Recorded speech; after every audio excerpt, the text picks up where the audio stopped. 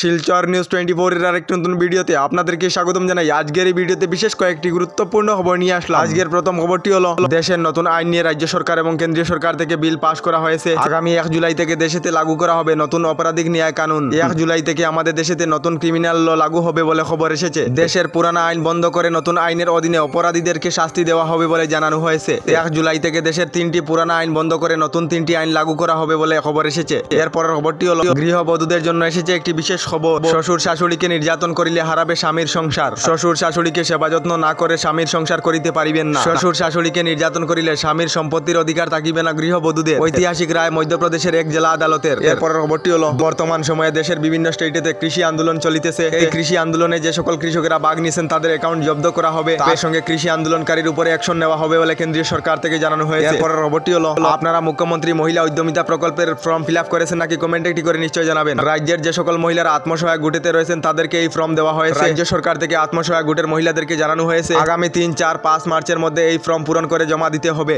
তো আপনারা অ্যাপ্লাই করেছেন নাকি কমেন্টে একটি করে নিশ্চয় জানাবেন। এরপরের খবরটি হলো কেন্দ্রীয় সরকারের তরফ থেকে জানানো হয়েছে খুবই শীঘ্রই দেশেতে ডিজেল এবং পেট্রোলের দাম কমানো হবে। দেশেতে পেট্রোল প্রতি লিটার 11 টাকা করে কমে যাবে এবং ডিজেল প্রতি লিটার 6 টাকা করে কমে যাবে বলে কেন্দ্রীয় সরকার থেকে জানানো হয়েছে। এরপরের খবরটি হলো সবকিছু ঠিকঠাক থাকলেই 13 মার্চের পরেই যে কোনো দিনেই সাধারণ নির্বাচনের দিন ধার্য করিতে পারে নির্বাচন কমিশন। গতকাল নির্বাচন কমিশনের সূত্রে এই খবর জানা গিয়েছে। ইতিমধ্যে নির্বাচন কমিশনের দল বিভিন্ন রাজ্যে গিয়ে ভোটের প্রস্তুতি নিয়ে সরজমিনে গিয়ে খতিয়ে দেখিতেছে। সমস্ত রাজ্যগুলিতে ভোটের প্রস্তুতি সরজমিনে খতিয়ে গিয়ে দেখার পর লোকসভা নির্বাচনের দিন ধার্য করা হবে বলে খবর এসেছে। এরপরের খবরটি হলো রাজ্যে চলিতেছে সুদখোর গ্রেফতার অভিযান। রাজ্যের বেশ কিছু সুদখোরদের গ্রেফতার করেছে আসাম পুলিশ। এর মধ্যে শুক্রবার সুদখোরদের আরো একটি ঝটকা দিলেন মুখ্যমন্ত্রী। যারা বিপদে পড়ে বাধ্য হয়েছেন সুদখোরদের কাছ থেকে টাকা নিতে, তাদের আর সেই টাকা ফিরিয়ে দিতে হবে না বলে জানিয়েছেন মুখ্যমন্ত্রী ডক্টর হেমন্ত বিশ্ব শর্মা। তার সঙ্গে মুখ্যমন্ত্রী জানিয়েছেন তবে কিছু নিয়ম নীতি মানতে হবে।